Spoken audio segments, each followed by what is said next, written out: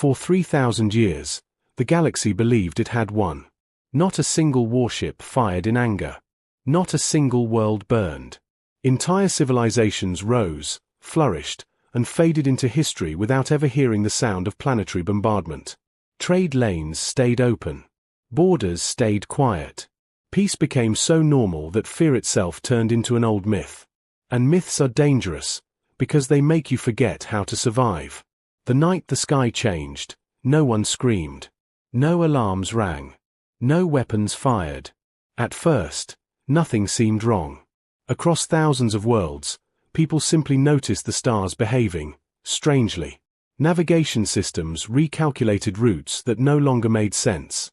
Long-range sensors reported empty readings where space should have been loud with background radiation.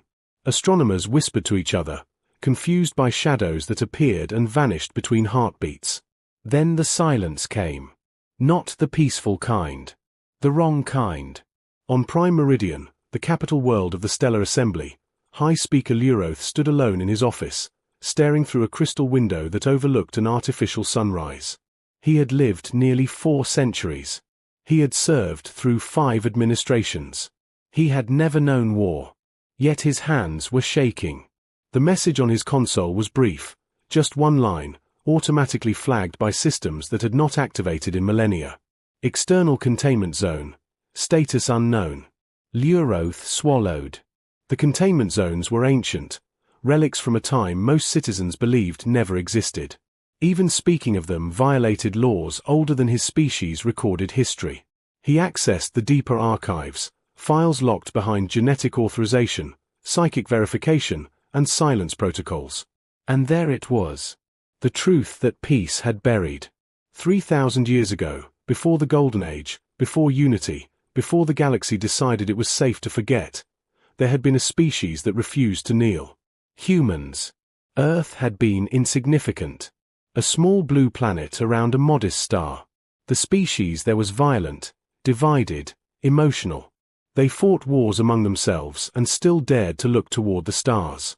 When the Assembly first encountered them, the decision had been unanimous. They were too dangerous to join. Negotiations collapsed within hours. Records disagreed on why. Some said a misunderstanding.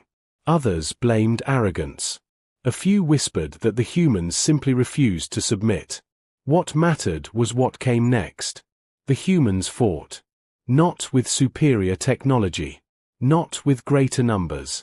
But with something no simulation predicted. Persistence. When their ships were destroyed, they built new ones. When their weapons failed, they redesigned them. When entire fleets were erased, they changed tactics overnight. They did not wait for permission to survive. They learned faster than anyone should. Within a decade, human ships could match assembly warcraft. Within 2, they surpassed them. Not in elegance. Not in tradition. In effectiveness. The galaxy panicked. Entire species that had not faced extinction in millions of years suddenly saw projections ending in defeat. Human losses were catastrophic, but irrelevant. Humans kept coming. Broken ships rammed enemy carriers. Pilots flew missions with no return vectors. Ground forces fought long after surrender codes were broadcast. Humans did not retreat. They endured. And endurance terrified the galaxy more than any weapon. So the Assembly made a choice it would never record publicly. They built a prison around an entire solar system. A dimensional barrier, folded space upon folded space, sealed humanity inside its birthplace. No signal escaped. No ship passed through. Earth vanished from star maps. Officially, humanity had destroyed itself. Unofficially, it was buried alive. For 3,000 years, no one looked back. Except the Watchers. Luroth leaned closer to the glass as distant stars flickered again, this time unmistakably. Something massive had appeared at the edge of known space. Not emerging. Not arriving. Waiting. The Assembly's sensors struggled to interpret it. The object bent readings around itself. Its surface flowed like liquid metal frozen mid-motion. Lights pulsed across it in patterns too precise to be decorative. It was not a weapon. It was a message. Luroth felt cold. Then another appeared. And another. Across the galaxy, identical objects manifested in silent synchrony. Near trade hubs. Above capital worlds. At the edges of military installations. None fired. None advanced. They simply stayed. Hovering. Watching. A junior analyst burst into Luroth's office, eyes wide with terror. "Hi, Speaker, they're everywhere." "Are they attacking?" Luroth asked quietly. "No," the analyst whispered. "They're observing." The feeds changed. Every object carried the same symbol etched into its hull. An old symbol. A circle. A line. A curve. A human smile. Luroth closed his eyes. 3,000 years ago, the galaxy had believed sealing humanity away was mercy. Now, looking into a sky filled with silent watchers, he finally understood the truth. Mercy was never what humans learned in captivity. They learned patience. They learned restraint. They learned how to wait until the galaxy was comfortable enough to forget fear. And now, humanity was smiling. No one knew how long the human ships had been there. That was the first thing that frightened the galaxy. They had not torn through hyperspace. They had not triggered warning systems or dimensional alarms. They had simply appeared, quietly, precisely, everywhere that mattered. The stellar assembly tried to speak. Messages were sent in every known language, frequency, and mathematical pattern. Diplomatic codes older than civilizations were broadcast into the void. Pleas followed threats. Threats followed silence. Humanity did not answer. On Prime Meridian, emergency councils ran without pause. Sleep vanished. Food was forgotten. Fear, long unused, returned like an old predator stretching its limbs. High Speaker Luroth sat through it all, watching younger leaders panic over weapons that meant nothing now. He alone understood the truth. If humans wanted the galaxy destroyed, it would already be gone. That meant this was something worse. Far beyond the Assembly's borders, in a forgotten sector once erased from all charts, the human home system burned with impossible life. Earth was no longer a planet in the way the galaxy understood. It had become a monument. Cities wrapped around continents in layered spirals of metal and light. Oceans shimmered with orbital reflections. The planet's surface was threaded with structures that pierced atmosphere and reality alike. Humanity had not expanded outward, they had expanded inward. When the veil fell, it did not shatter. It opened. For 3,000 years, humans had lived in a cage that could not be broken by force. So they had learned something else. How to outgrow it. Cut off from the galaxy, humanity had turned its war inward, against physics, against limitation, against time itself. Without enemies to fight, they fought impossibility. They built engines that no longer pushed against space but asked it to move. They learned to fold moments, to slow aging, to share thought across distance without machines. Individual nations vanished, replaced by a single civilization shaped by memory of betrayal. Not hatred. Memory. Children were taught the history from the day they could understand language. Not as rage. Not as propaganda. As fact. This is what the galaxy did. This is why we survive. And survival became art. Human scientists dismantled the veil layer by layer, not by attacking it, but by living within it so completely that it became obsolete. They discovered dimensions the barrier could not block. They learned to step sideways through reality, not forward. When the veil finally failed, it was not because humans broke it. It was because they no longer needed to pass through it. The first human ship emerged without ceremony. It did not rush. It did not scout. It simply arrived. From that moment, the galaxy was already too late. Back in assembly space, a historian named Ceres Val, one of the few who still studied forbidden archives, watched the feeds with shaking hands. She had spent her life chasing inconsistencies in official history, missing wars, erased stars. Now she understood why those records never made sense. Humanity had not vanished. Humanity had been watching. She pulled ancient recordings, long ignored. The Watcher's logs from the veil's edge. No one had studied them seriously in centuries. She did. What she saw drained the color from her face. The humans had never stopped advancing. Their energy signatures grew steadily, not explosively, but deliberately. Structures appeared that warped detection arrays. Signals pulsed in patterns that matched no known communication, until Ceres realized they weren't messages. They were tests. Humanity had been probing the galaxy from inside their prison, learning its languages, its weaknesses, its psychology. They knew who ruled. They knew who lied. They knew who had ordered the veil. They knew everything. Ceres understood then why the ships now hovered silently over every world. This was not an invasion. It was a reminder. The assembly finally reached a breaking point. A unified transmission was authorized, something unprecedented. All leaders spoke together, their faces projected across the stars. "We acknowledge our crimes," Leuroth said, his voice heavy. "We acknowledge the lie. We acknowledge humanity." The response came instantly. Not words. An image. Every screen in the galaxy displayed the same sight, a human city at dawn. Children walking freely beneath impossible skies. Elder humans standing beside machines older than stars. No soldiers. No weapons. Then a voice. Calm. Human. Steady. "We know," it said. The galaxy held its breath. "We know what you did. We know why. And we know what you feared." The image shifted, showing the veil from inside.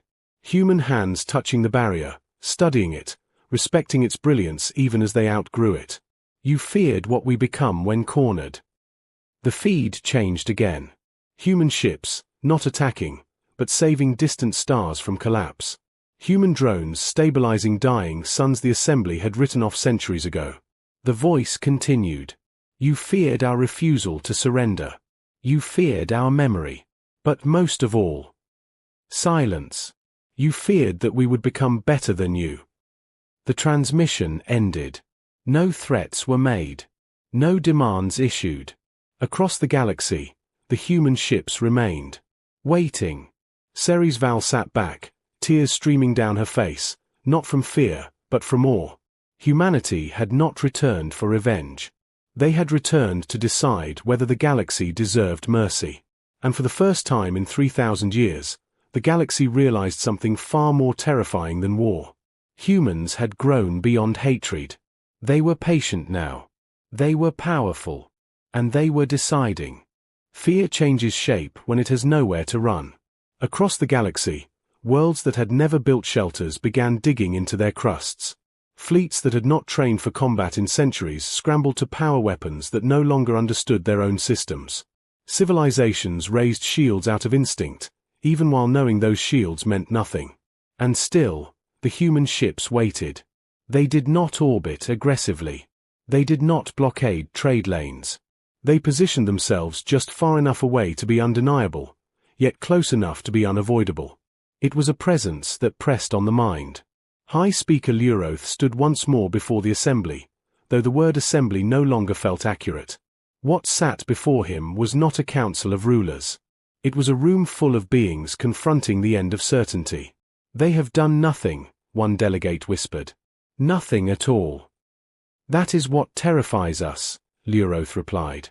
He was old enough to remember fragments of truth passed in secret, warnings disguised as stories, lessons whispered by predecessors who had lived closer to the war.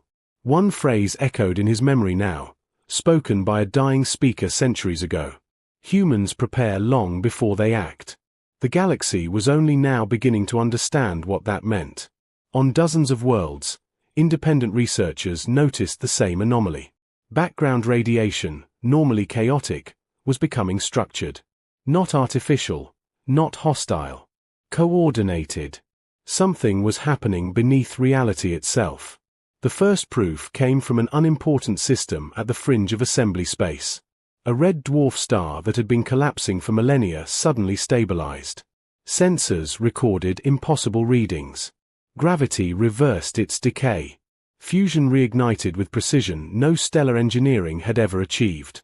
Then another star was saved. Then another. Human ships appeared briefly near each event, not intervening directly, but present, like witnesses. Observers noticed a pattern. Every saved system had one thing in common. They had suffered neglect. Worlds the assembly had abandoned. Colonies written off as unprofitable. Species deemed statistically insignificant. Humanity was not protecting the powerful. They were protecting the forgotten. Ceres Val watched the data pour in, her mind racing faster than fear could catch it. Humanity was not simply demonstrating power. They were making a statement. 3,000 years ago, the galaxy had decided humans were expendable. Now humans were showing what they did with those deemed expendable. She requested access to deeper channels, ancient diplomatic records that predated the Veil. What she found chilled her more than any war report. Humanity had tried to warn them. Before the war, before the incident, human envoys had spoken of cooperation, shared defense, mutual survival against cosmic threats the Assembly barely acknowledged. Those warnings had been dismissed as paranoia from a young species that had not yet learned its place. Now, evidence began surfacing. Deep space anomalies long thought harmless. Entities moving between dimensions. Forces older than stars, watching the galaxy quietly. Humanity had known. And while trapped behind the veil, they had not just prepared to escape. They had prepared to protect. The second transmission came without warning. This time, it was not sent to governments. It was sent to everyone. Screens activated across markets, homes, orbital stations, and colony outposts.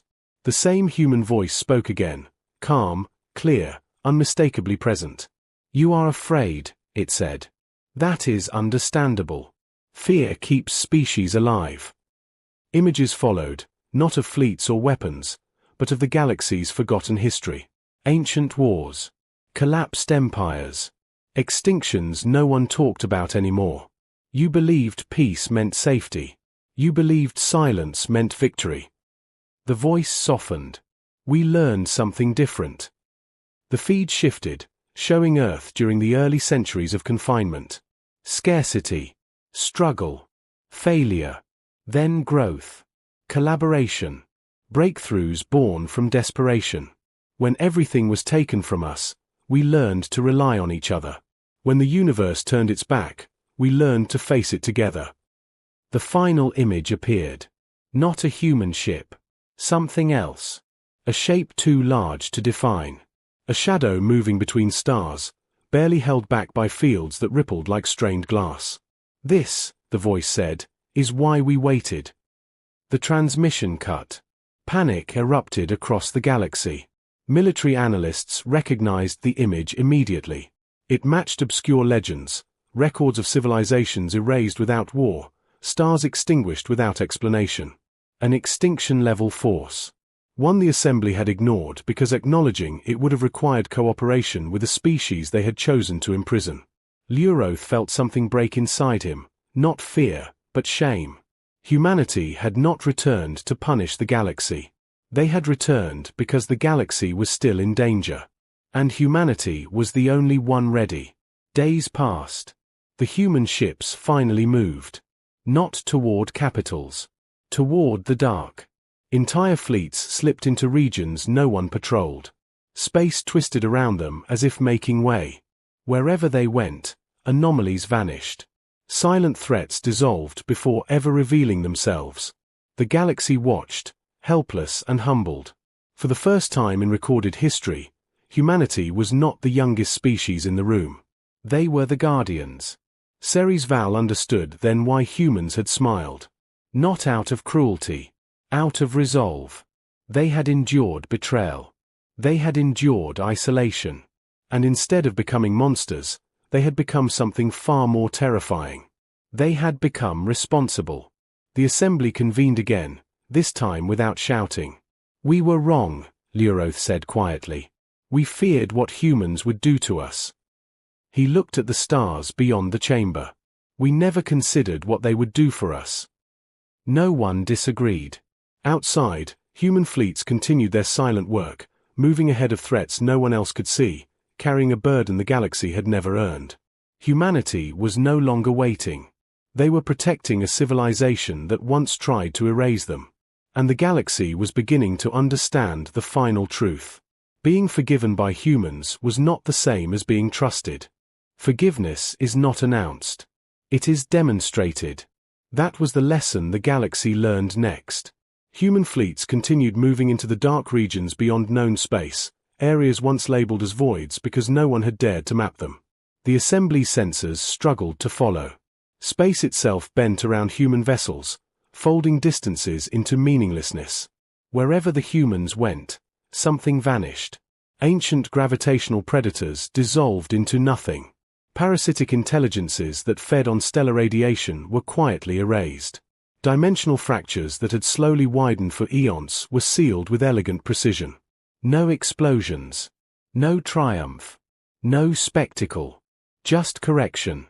The galaxy began to notice a pattern that unsettled even the bravest minds. Human ships never crossed into assembly territory without reason. They did not impose laws. They did not occupy worlds. They did not demand obedience. They intervened only where extinction loomed. It was restraint on a scale no civilization had ever mastered. High Speaker Luroth received a request he never expected. A human delegation wished to speak.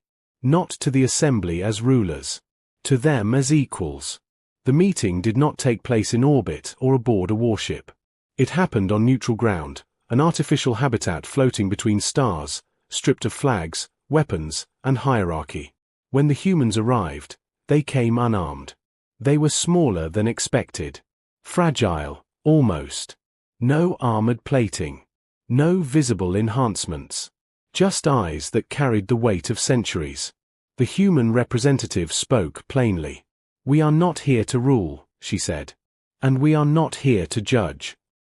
Luroth studied her carefully. "Then why reveal yourselves now?"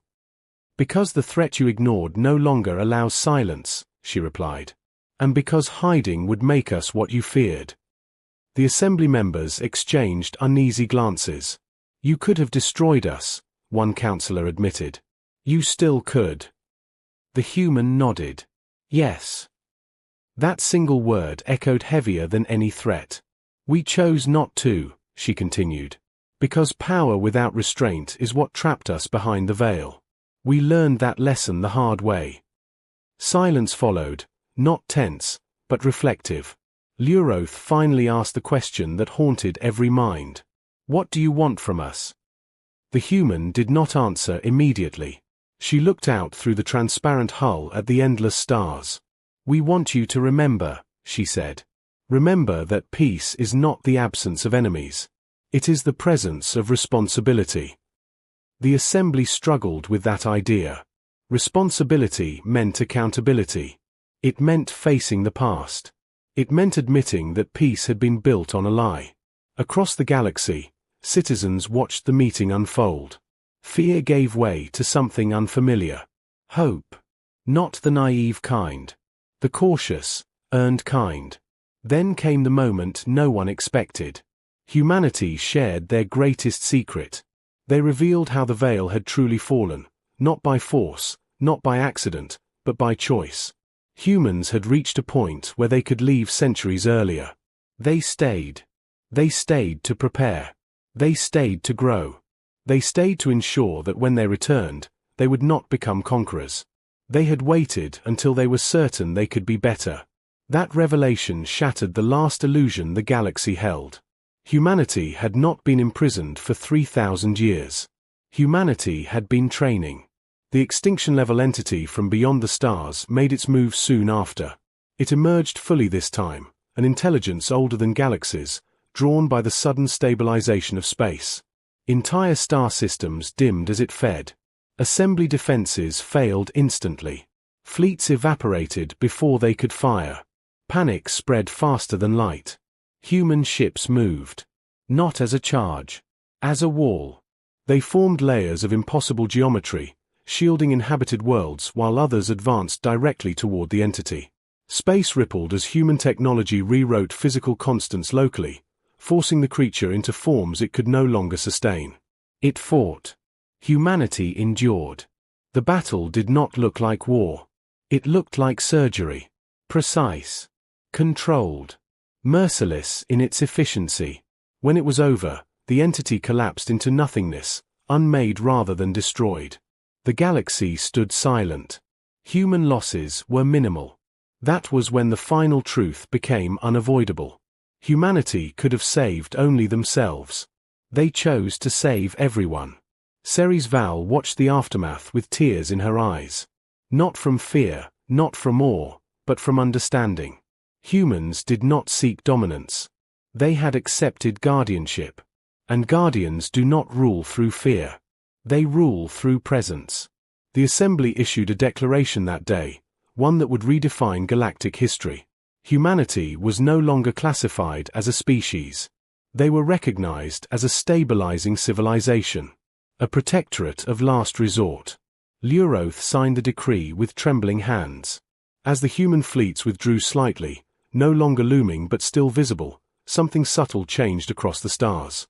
The galaxy felt, watched, not threatened, protected. And somewhere on Earth, beneath skies no longer caged, children looked up at stars that finally knew the truth. Humanity had returned. Not as monsters. Not as victims. But as something the universe rarely creates. A species that learned from suffering, and chose restraint. The galaxy did not change overnight. That was the most human thing about what followed. There were no parades. No declarations of victory. No monuments carved into stars. Life continued, ships traded, worlds rebuilt, and civilizations slowly learned to breathe again. But something fundamental had shifted. For the first time in 3,000 years, peace was no longer built on forgetting. It was built on understanding. Human fleets did not stay in formation forever. One by one, they moved outward, not withdrawing, but integrating. Some took positions beyond the galaxy's edge, standing guard where no one else could survive. Others remained near vulnerable systems, unseen unless needed. They became part of the background of existence. A silent certainty. High Speaker Leuroth retired soon after. His final address was short. We feared humanity because they reflected what we refused to see in ourselves. Courage. Memory. Responsibility. We locked them away not because they were dangerous, but because they would not look away. History would remember those words. New generations grew up knowing the truth. Schools taught the war, the veil, the lie. Children learned that peace was not a gift, it was labor. And always, in the sky, human ships remained visible just enough to remind everyone. Ceres Val became the first official human galactic historian. She traveled to Earth at humanity's invitation, expecting a world hardened by bitterness. She found laughter. She found art shaped by centuries of isolation. Music composed for stars that humans could not reach at the time. Stories about the galaxy, not with hatred, but curiosity. Humans had imagined the universe while trapped inside it. And they had imagined it better. She asked a human elder the question everyone wondered but feared to ask. Why the smile, she said. Why show that symbol everywhere? The elder looked up at the stars and smiled himself. Because anger is loud, he said. Fear is loud. We wanted the galaxy to know we weren't ruled by either anymore. But it frightened them, Ceres said. Yes, the elder replied gently. Because they understood what it meant. It meant humanity no longer needed to prove anything. The galaxy slowly adapted. Joint councils formed. Shared defenses expanded. For the first time, civilizations planned for threats beyond their own borders. Not because humans demanded it, but because humanity had shown what neglect costs. And the humans? They kept watching. Not with suspicion. With care. Far beyond the edge of known space, new anomalies stirred. New dangers tested the quiet strength guarding the stars. Humanity responded not as conquerors, not as rulers, but as stewards. The species that once refused to kneel had learned when to stand still. And that, the galaxy realized too late, was the most powerful stance of all. Because when humans finally smiled after 3,000 years of silence, it was not a promise of war. It was a warning that they would never let the galaxy forget again. The stars remained quiet. Not because they were empty, but because someone was finally listening.